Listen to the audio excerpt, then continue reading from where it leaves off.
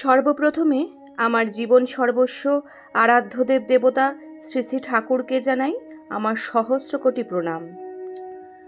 পরমরাধ্যা লক্ষ্মী স্বরূপিণী শ্রী শ্রী বড়মার চরণেও জানাই আমার অনুরূপ প্রণাম। পরম পূজ্যপাদ শ্রী শ্রী বরদার চরণেও জানাই আমার অনুরূপ প্রণাম। আপনাদের সবাইকে শুভ শ্রাবণ মাসের আমার ভক্তিপূর্ণ প্রণাম ও আনন্দিত জয়গুরু। আশা করি ঠাকুরের দয়ায় সবাই এক প্রকার ভালোই আছেন। শ্রাবণ মাস শুরু হওয়া মাত্রই পুরো মাসটাই যেন শ্রী শ্রী বড়মাকে স্মরণ ও মননের মধ্যে দিয়ে কেটে চলে যায়। ঠিক একটা মাস যে কিভাবে শুরু হয় আর কখন যে শেষ হয়ে যায় আমরা যেন বুঝতেই পারি না। এই একটা মাস মায়েদের এই লাল পেরে সাদা শাড়ি, সিঁদুর ভর্তি মাথায়, হাতে সুন্দর শাখাপলা, পায়ে আলতা, যেন চোখ জুড়িয়ে যায়। এভাবেই প্রত্যেকটি মা ঠিক সময় মতো বিকেলবেলায় চলে যান প্রত্যেকের বাড়ির দুয়ারে মাতৃ সম্মেলন করতে। আর সেই প্রসঙ্গেই আজকে শ্রী শ্রী ঠাকুরের একটি কথা আর তৎসহ শ্রী শ্রী বড়মার প্রতি শ্রী শ্রী ঠাকুরের যে অকথ্য ভালোবাসা, এত সুন্দর প্রেম, এত সুন্দর তিনি বলে গেছিলেন যে নারী দেহ নিয়ে জন্মালে শ্রী শ্রী বড়মাও নাকি শ্রী শ্রী ঠাকুরই হয়ে আসতেন। সে প্রসঙ্গেই একটি ঘটনা বলি।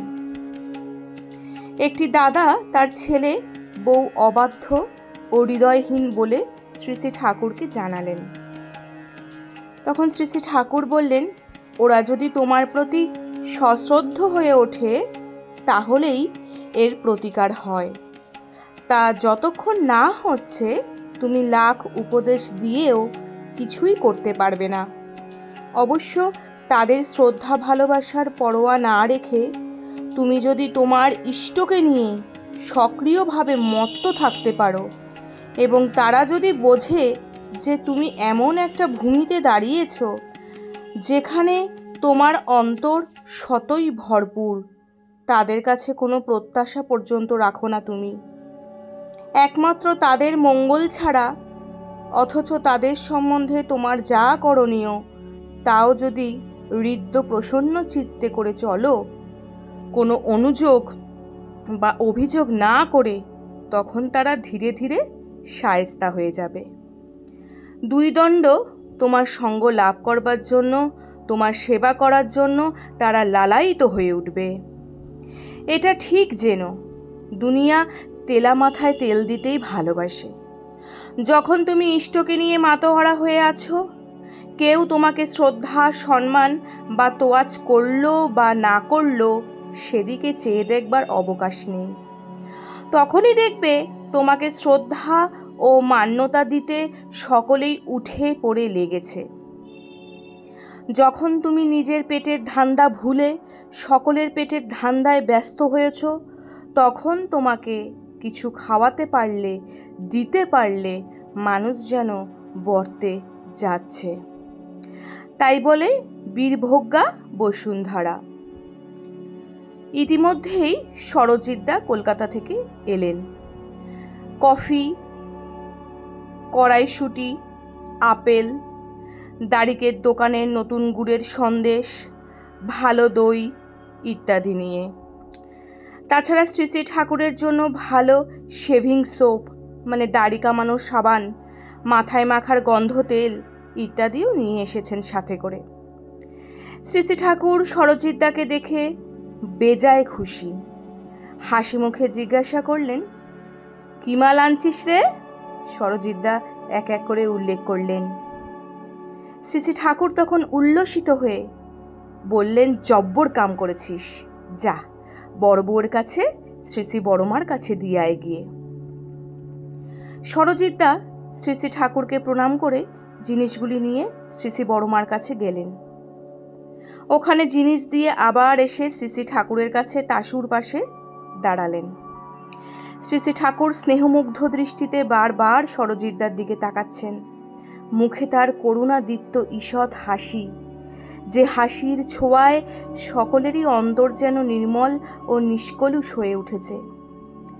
শ্রী শ্রী ঠাকুর অন্তরঙ্গ স্নেহসিক্ত কণ্ঠে বলছেন, ওই তালেই আছে, আর জিনিসপত্র কেনাকাটায় ওর আর জুড়ি নেই। হ্যাঁ, আর আর আছে সুশীলদা।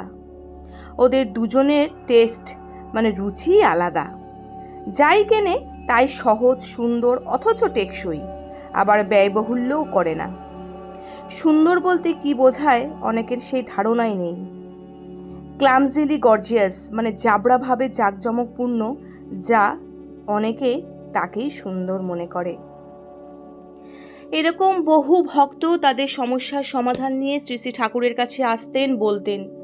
শ্রী শ্রী ঠাকুরের কাছে প্রত্যেকটা মুহূর্তে প্রত্যেকটা অসুবিধার কিন্তু সমাধান থাকতো। আমরা যদি সংসারের পেছনে দৌড়ে বেড়াই যে কেন আমাকে আমার ছেলের বউ মান্যতা দিচ্ছে না, কেন আমাকে জামাই মান্যতা দিচ্ছে না, কেন আমাকে নিয়ে তারা মাথা ঘামাচ্ছে না, এগুলো আমার ভাববার বিষয় নয়। আমার ভাববার বিষয় হচ্ছে ইষ্ট কথা, সৎভাবে থাকা, সৎভাবে চলা, সৎ কাজ করা আর সৎভাবে জীবনযাপন করা। আর প্রত্যেকটা মুহূর্তে ইষ্টকে মাথায় রেখে ইষ্টের সঙ্গে যুক্ত হয়ে নাম ধ্যান করা। ইষ্ট কাজ যদি করি, মঙ্গল কাজের মধ্যে দিয়ে যদি আমি থাকি, আমারও মঙ্গল হয়, আমার পরিবারের আর 5টা মানুষেরও মঙ্গল হয়। তাই জন্যই আমরা আস্তে আস্তে সৎসঙ্গী হয়ে উঠছি। একটা দূর থেকে মানুষ যদি আমাদের আপাতমস্তক দেখে বুঝতেই না পারে যে আমরা সৎসঙ্গী, তাহলে আর কি করে সৎসঙ্গী হলাম? তাই আমাদের চলা, বলা, আদব কায়দা এমন হবে যাতে দূর থেকে মানুষটা আমাদের দিকে কোনো কটু কথা না বলে বা অন্যরকম দৃষ্টিভঙ্গি দিয়ে না দেখে। তারা সহজেই বুঝতে পারে যে সত্যি ইনি একজন সৎসঙ্গী। আর তাই জন্য যদি আমরা ঠাকুরকে নিয়ে মাথা ব্যথা করি, সংসারকে পাশে রেখে, তাহলে কিন্তু আমাকে দেখেই, আমার চলন বলনা দেখেই আমার পরিবারের মেয়ে, জামাই, ছেলে, পুত্রবধূ সবাই শিখে যায় এবং তারা তখন আর মুখে বলতে লাগে না, অটোমেটিক্যালি ঠাকুরের মানুষ হয়ে ওঠে এবং গুরুজনদের প্রতি শ্রদ্ধাবান হয়। আর এই প্রসঙ্গ ব্যতীতে আরেকটা কথা বলবো, সেটা হচ্ছে শ্রী শ্রী বড়মার প্রতি শ্রী শ্রী ঠাকুরের যে অগাধ ভালোবাসা। শ্রী শ্রী ঠাকুরের কাছে কেউ কোনো ভোগের দ্রব্য সামগ্রী নিয়ে আসলে শ্রী শ্রী ঠাকুর তৎক্ষণাৎ বলতেন বড় বউয়ের কাছে নিয়ে যাওয়ার জন্য। কারণ তিনি জানতেন বড় বউ কীভাবে প্রত্যেকটা জিনিস সময়ে অসময়ে সেগুলোকে সংরক্ষণ করে রাখেন। ঠাকুরের যখনই কোনো কিছু খেতে ইচ্ছা করে বা ঠাকুর যখনই কোনো কিছু মনে মনে ভাবেন যে খাবো, শ্রী শ্রী বড়মা যেন কীভাবে কোথা থেকে সেই অসময়ে জিনিসগুলো সংরক্ষণ করে কৌটোর মধ্যে রেখে ঠাকুরকে তৎক্ষণাৎ সেটি যোগান দেন। এই হলেন আমাদের শ্রী শ্রী বড়মা, যার স্বামীর প্রতি দৃষ্টি, স্বামীর প্রতি যত্নবান সে কতটা ছিলেন আমরা প্রত্যেকটা ঘটনার মধ্যে দিয়ে সেগুলো উদাহরণ পেয়েছি। তাই স্বামীকে যত্ন করা লাগে, তাকে ভালোবাসতে হয়। যদি ঠিকভাবে তাকে ভালোবেসে উঠতে পারি, তাহলে তার প্রতি আমাদের আরও যত্নবান হয়ে সে কি চাইছে, তার পছন্দ অপছন্দ প্রত্যেকটা যেন আমাদের নখ দর্পণে থাকে। তাই যখন মাতা মনমোহিনী দেবী আমাদের সকলের মায়া ত্যাগ করে চলে গেলেন, তখন থেকেই শ্রী শ্রী ঠাকুর বলেছিলেন, বড় বউ, আজ থেকে তুমি সবার মা, এমনকি তুমি আমারও মা। সেই জায়গাটা ঠাকুর কিন্তু অনেক আগেই বুঝতে পেরেছিলেন যে বড় বউ কী। আর সেই জন্যই তিনি বারে বারে প্রত্যেকটা কথাতে, ঘটনাতে বলেছেন, নারী দেহ নিয়ে জন্মালে তিনি যা হতেন, বড় বউ তাই। তাই বড় বউকে কখনো অগ্রাহ্য করা যায় না। আর তিনিই হলেন আমাদের পরম পূজনীয় লক্ষ্মী স্বরূপিণী জগদ্ধাত্রী শ্রী শ্রী বড়মা। তাকে দেখে আমাদের অনেক কিছু শেখার আছে। প্রত্যেকটা সংসারে অনেক কিছুই ঝগড়া ঝাঁটি, অশান্তি, ঝামেলা লেগে থাকে, কিন্তু আমরা যদি একটু একটু করে চেষ্টা করি সেগুলোকে সমাধান করার, শ্রী শ্রী বড়মাকে দেখে তার কথা অনুসরণ করে তার কথা মতো ঠিকঠাক চলাফেরা করে, তাহলে কিন্তু সংসারটাকে আরও সুন্দর করে আমরা গুছিয়ে তুলতে পারি। আর আমরা যখন যাই মাতৃ সম্মেলনে, প্রত্যেকটি মাই কিন্তু এই প্রত্যেকটা স্নেহ, মমতা, মায়াশীল নিয়েই এই সমস্ত কথা সংসারের তারা বলেন। সেগুলোকে শুধু শোনাই আমাদের কাজ নয়, কি করে সেগুলোকে বাস্তবায়িত করব জীবন চলনার মধ্যে দিয়ে, সেগুলোকেও আমাদের মাথায় রাখতে হয়। তাই এই শুভ শ্রাবণ মাসে আজ এইটুকুই। সবাই সুস্থ ও ভালো থাকবেন। আর সবাইকে আরও একবার আমার প্রণাম ও জয়গুরু।